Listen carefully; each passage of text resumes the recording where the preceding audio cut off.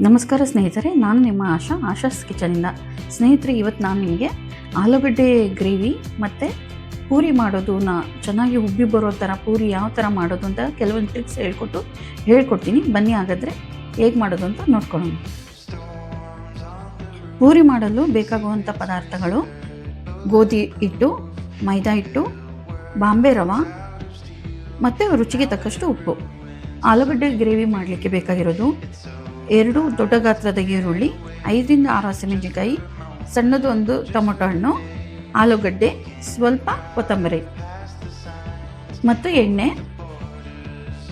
ಬನ್ನಿ ಈಗ ಯಾವ ರೀತಿ ಮಾಡೋದು ಅಂತ ನೋಡ್ಕೊಳ್ಳೋಣ. ಫಸ್ಟು ನಾನೇನು ಮಾಡ್ತೀನಿ, ಆಲೂಗಡ್ಡೆ ಪಲ್ಯ ಮಾಡಲಿಕ್ಕೆ ಆಲೂಗಡ್ಡೆನ ಬೇಯಿಸಕ್ಕೆ ಇಟ್ಕೋತೀನಿ.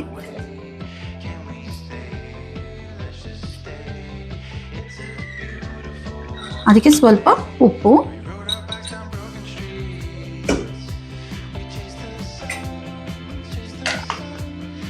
ಕುಕ್ಕರ್ಗೆ ಹಾಕ್ಬಿಟ್ಟು 1-2 ವಿಷಲ್ ಹಾಕ್ಸೋಣ. ನಾವು ಆಲೂಗಡ್ಡೆ ಬೇಯೋದ್ರೊಳಗೆ ಪೂರಿ ಹಿಟ್ಟು ಕಲಿಸ್ಕೊಳ್ಳೋಣ.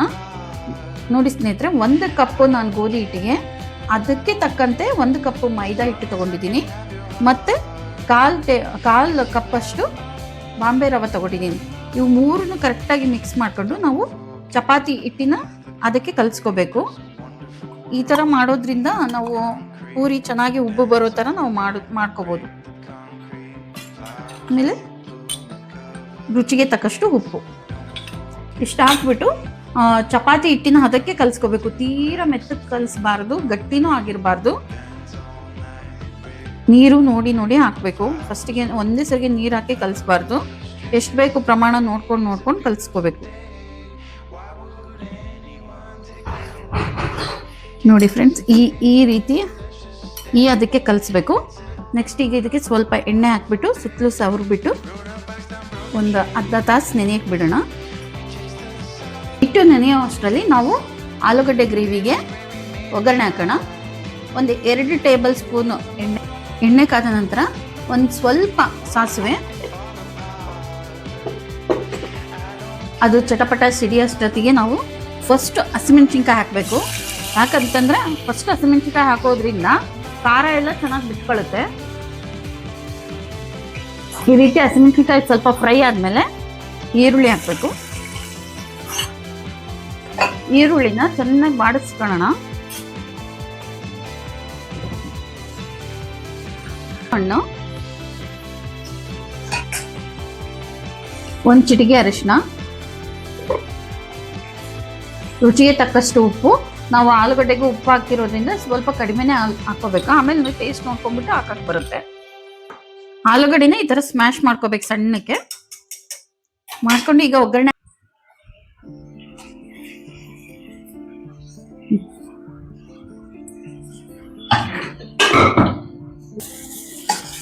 ಚೆನ್ನಾಗಿ ಪಲ್ಯ ಜೊತೆಗೆ ಮಿಕ್ಸ್ ಮಾಡಿ ನೆಕ್ಸ್ಟ್ ಏನು ಮಾಡಬೇಕು, ಒಂದು ಸ್ವಲ್ಪ ಕಡಲೆ ಹಿಟ್ಟನ್ನು ಪೇಸ್ಟ್ ಮಾಡಿ ಇಟ್ಕೊಂಡಿದ್ದೀನಿ. ಈ ಪೇಸ್ಟನ್ನ ಇದಕ್ಕೆ ಹಾಕಬೇಕು.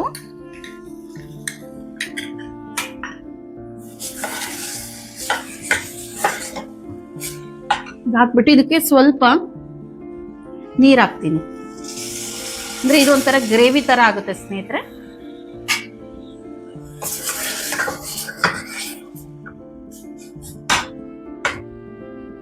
ನೆಕ್ಸ್ಟ್ ಕೊತ್ತಂಬರಿ.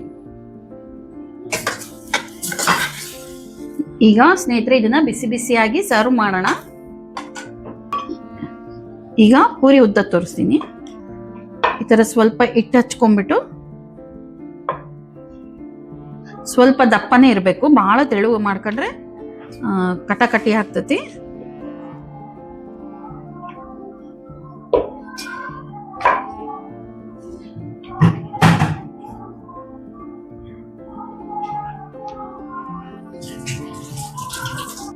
ಇದೇ ರೀತಿ ಒಂದು 4 ರಿಂದ 5 ಪೂರಿ ಉತ್ಕೊಂಡು ಇಟ್ಕೊಂತೀನಿ. ಇನ್ನೊಂದು ಥರನೂ ಮಾಡ್ಬೋದು.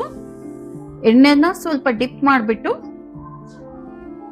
ಈ ಥರನೂ ಲಟ್ಟಿಸ್ಕೋಬೋದು. 2 ವಿಧಾನ ಹೇಳ್ಕೊಟ್ಟಿದ್ದೀನಿ. ಒಂದು ಹಿಟ್ಟು ಹಚ್ಬಿಟ್ಟು ಮಾಡೋದು, ಇನ್ನೊಂದು ಎಣ್ಣೆನೇ ಡಿಪ್ ಮಾಡಿಬಿಟ್ಟು ಉತ್ಕೊಳ್ಳೋದು.